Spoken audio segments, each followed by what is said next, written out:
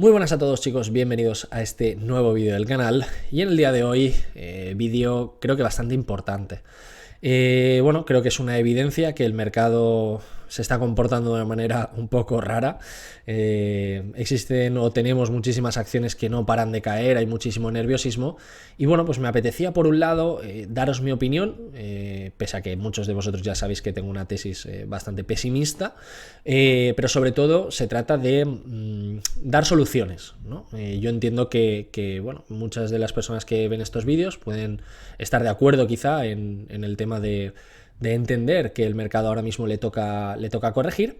Y bueno, pues me apetecía haceros un vídeo sobre cómo poder trabajar el mercado de forma bajista.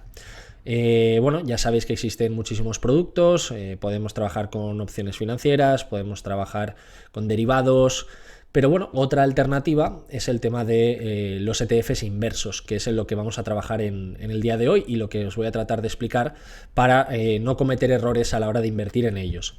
Entonces, bueno, ¿cuándo suelen tener sentido, no? ¿O por qué os estoy haciendo este vídeo? Pues como os decía, tengo una sensación, sobre todo pues leyendo reports, ¿no? de los principales bancos, de las principales entidades financieras de referencia a nivel mundial, que bueno, la verdad que están todas bastante pesimistas, sobre todo con las perspectivas de crecimiento.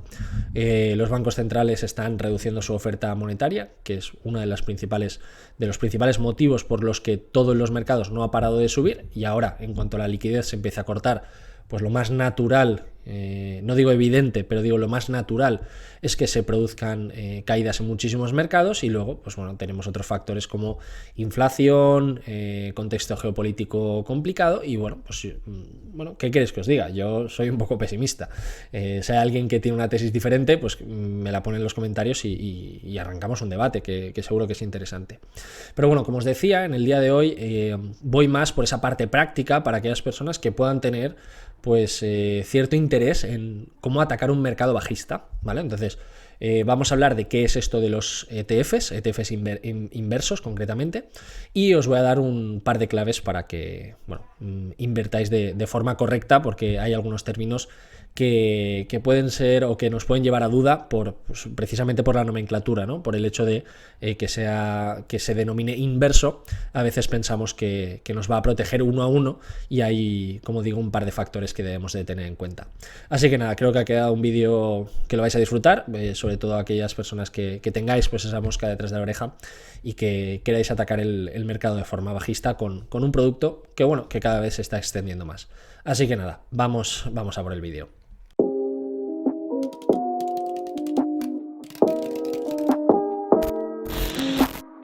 Bien, pues lo primero que vamos a hacer es tratar de explicar qué es esto de un ETF. Bueno, un ETF es básicamente un vehículo de inversión que lo que busca es replicar el comportamiento de un índice, y con la característica concreta de que sus participaciones están cotizadas. ¿Qué significa esto? Pues que, a diferencia de un fondo indexado, las participaciones de un ETF están negociadas a mercado, es decir, va a haber una oferta y va a haber una demanda. Por lo tanto, si yo quiero comprar, tengo que irme a un vendedor, y si yo quiero vender, tendrá que existir un comprador. ¿Problemas de todo esto? Pues que en algunos casos existen ETFs que tienen poca liquidez y puedo tener ahí un decalaje, puede haber ahí un spread muy grande que me genere pues o no tener la rentabilidad esperada o incluso quedarme con pérdidas, ¿no? Entonces, bueno, esto es importante. Luego hay muchísimas otras diferencias con respecto a los fondos de inversión indexados, principalmente, y bueno, hablo de España, con el tema de la fiscalidad, que nos permite realizar traspasos de un fondo de inversión a otro sin necesidad de pasar por caja, sobre todo a nivel tributario. Y en el caso de los ETFs esto no va a ocurrir, ¿no? Digamos, serían asimilables a como si estamos comprando o vendiendo una acción, y entonces cada vez que cerremos una operación pues tendremos la correspondiente tendremos que hacer la correspondiente tributación o en el caso de si nos la da el broker hecha, pues la retención, ¿no? Entonces, bueno, ¿qué es lo que ocurre? Vamos al grano.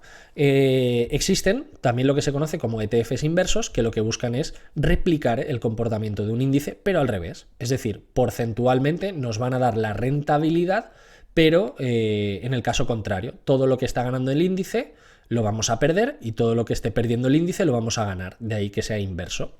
Obviamente, si yo parto de esta premisa o parto de este punto de partida, pues obviamente tiene todo el sentido del mundo, ¿no? Todo lo que, si yo pienso que el mercado va a caer, pues lo que quiero es ganar con la caída. Pero vamos a explicar ahora un pequeñito matiz de por qué los ETFs inversos no proporcionan un hedge 100% exacto, sino que tienen un poquito de desviación.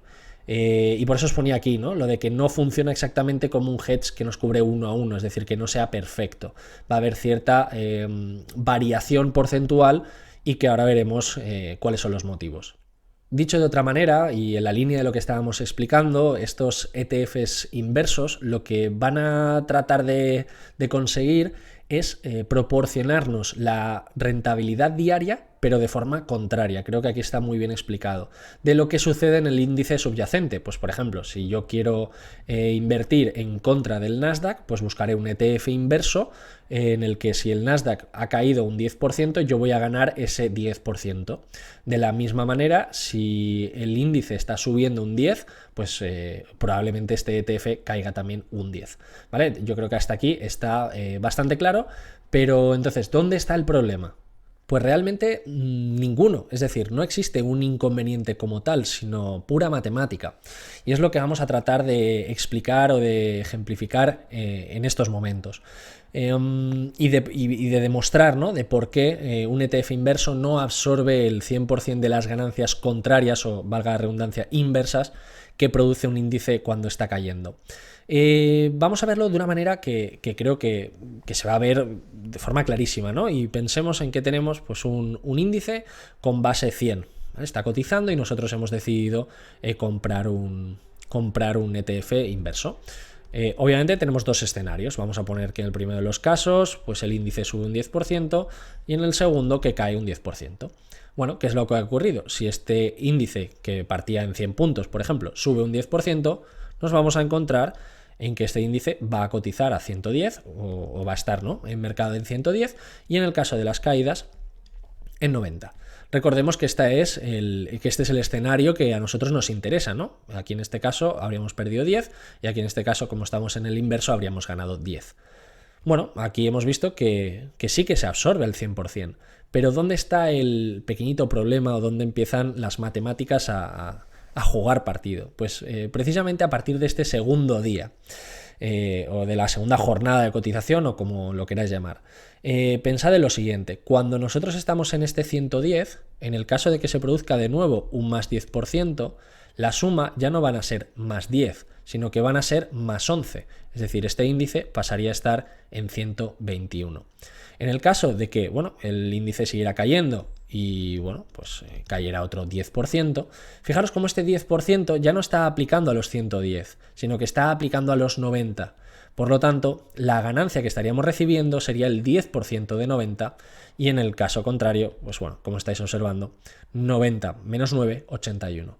Fijaros en la diferencia. Aquí, en este primer escenario, si estuviéramos alcistas, ya tendríamos arrastrado un más 21 desde nuestros 100 iniciales. Pero en el caso de este segundo escenario, que es el de nuestro ETF inverso, la ganancia no ha sido de más 21, sino que ha sido de más 19. Pues esto es lo que os quería explicar. Esto es un poco lo que la matemática hace y uno de los motivos por los cuales estos ETFs inversos no llegan a ser nunca un hedge 1 a 1. Es verdad que se pueden parecer mucho, pero como estáis viendo, a medida que tú sigues invertido en el ETF, por el hecho de que a ti lo que te interesa es que vaya cayendo el índice, no se va a absorber toda la rentabilidad que estamos esperando en el caso de que vaya en la dirección que nosotros estamos buscando.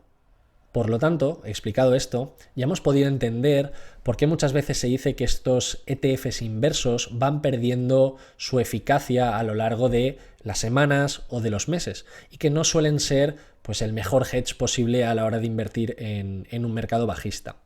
¿Significa esto entonces que ya no sirven para nada? Ni muchísimo menos, pero como habéis observado, tienen sentido cuando lo vamos a utilizar pues para hacer un corto en un periodo de tiempo más pequeño, a lo mejor pues a 1 o 2 semanas vista. Ahí yo creo que sí que pueden tener muchísimo sentido.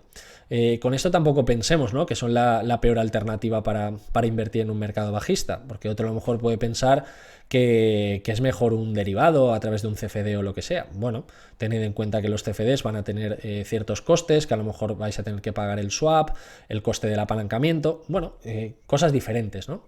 Entonces, bueno, lo que os quería explicar simplemente es que existen alternativas.